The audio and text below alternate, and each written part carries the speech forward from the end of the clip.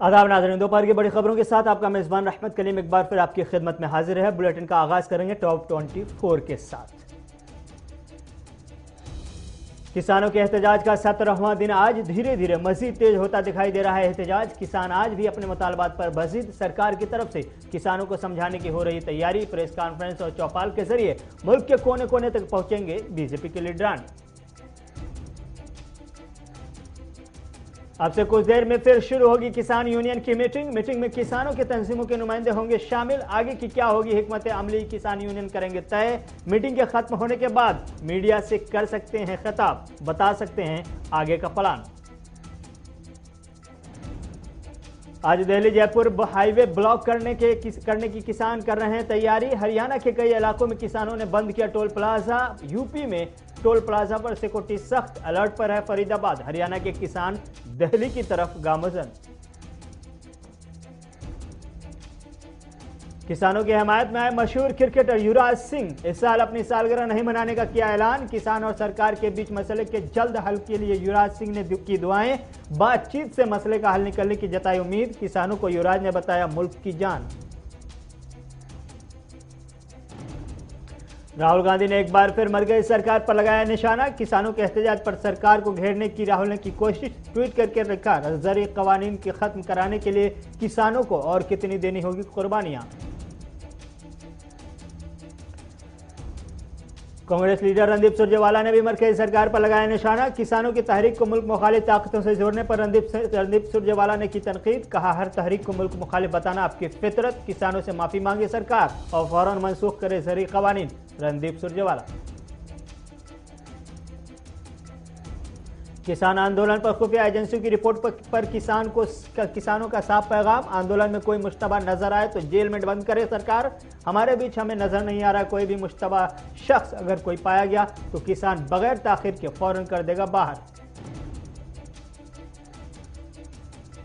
PM Modi ने किसानों को एक बार फिर दिलाया भरोसा। नए कवानीन से छोटे छोटे किसानों को होगा बड़ा फायदा। ज़राअत से मुताल्लिक़ तमाम दीवारों को तोड़ने का किया दावा।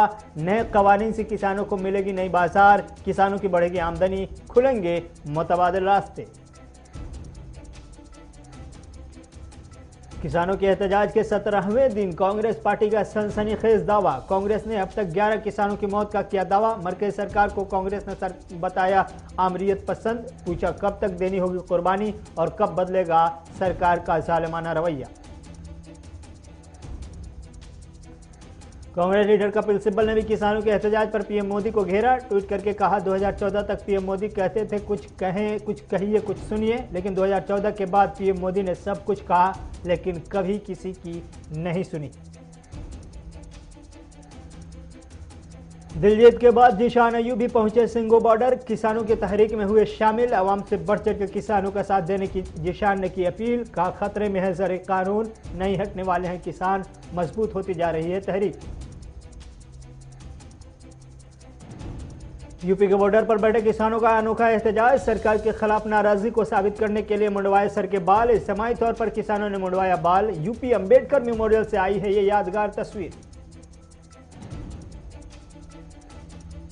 यूपी के सीएम योगी आदित्यनाथ को मिली जान से मारने की धमकी। डायल 112 पर आया धमकी आमेज पैगाम। आगरा का रहने वाला बताया जा रहा है धमकी देने वाला शख्स। मैसेज में नासेबा अल्फाज का किया गया था इस्तेमाल। नामालूम शख्स के खिलाफ एफआईआर दर्ज। तीसरी बार योगी आदित्यनाथ को मिली है धमकी। कश्मीर से कन्याकुमारी तक बदला मौसम का मिजाज। वादी में हुई जमकर बर्फबारी तो दिल्ली में हुई बरसात। वादी में कई मकामात पर लैंडस्लाइडिंग तो दिल्ली में कई मकामात पर पानी का जमाव। दिल्ली की ठंडी में हुआ मजीद इजाफा। आरएसएस के चीफ मोहन भागवत का मगरबी बंगाल दौरा शुरू। 2 रोज के दौरे पर आज पहुंचे कलकत्ता। मोहन भागवत ने आरएसएस के दफ्तर में हुआ उनका इस्तकबाल। 2 दिनों में मुख्तलिफ प्रोग्राम में करेंगे शिरकत। आइंदा साल मगरबी बंगाल में होना है असेंबली इंतखाबात। एनसीपी चीफ और साबिक मरकजी वजीर शरद पवार की सालगिरह आज। 80 साल के हुए शरद पवार। कई सीनियर सियासी लीडर ने शरद पवार को सालगिरह की दी मुबारकबाद। शरद पवार ने भी मुबारकबाद देने वालों को कहा शुक्रिया।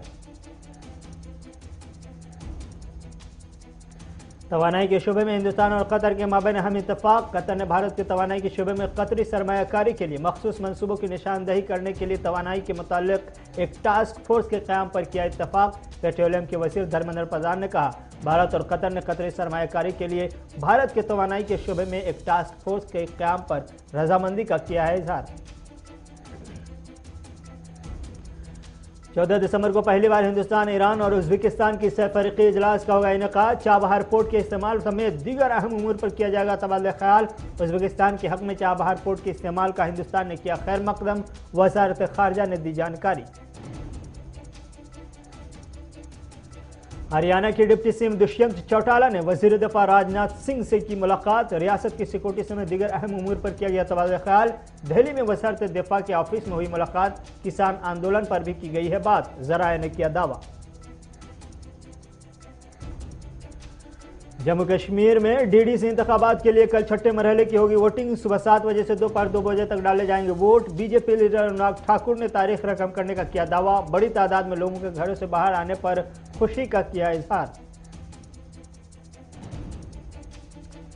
आज रात पीएम मोदी करेंगे क्लाइमेट समिट से खिताब। पेरिस एग्रीमेंट के इनेकाद पर पेरिस एग्रीमेंट के 5 साल मुनक़िद होने पर किया जा रहा खास तकरीब का एहतमाम। पीएम मोदी माहौलियात के हवाले से हिंदुस्तान की कामयाबियों को करेंगे पेश। दुनिया को बताएंगे आगे क्या कुछ करने की है ज़रूरत।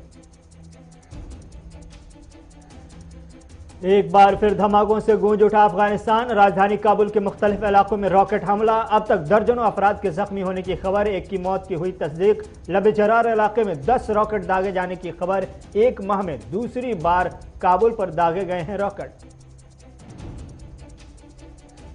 अमेरिका में भी कोरोना वैक्सीन के इस्तेमाल को मिली मंजूरी। ट्रंप इंतजामिया ने कोरोना मरीजों को इमरजेंसी में फाइजर वैक्सीन इस्तेमाल करने की दी इजाजत। बरतानिया और सऊदी अरब के बाद अमेरिका ने भी फाइजर वैक्सीन की इमरजेंसी मंजूरी दी। 24 घंटे से कम वक्त में वैक्सीन के इस्तेमाल का होगा आगाज। और ईरान के मारूफ सहाफ़ी रुहुल्लाह जम को दी गई फांसी। जून में अदालत ने सुनाया था सजाए मौत। 2017 में मुल्क गिर एहतजाज के जुर्म में रुहुल्लाह को दी गई ये फांसी। कई बार रुहुल्लाह जम को हो चुकी है गिरफ्तारी। सुप्रीम लीडर आयतुल्लाह खamenei को खत लिखकर कैदियों से इंसानियत से सलूक का किया था पर्दाफाश।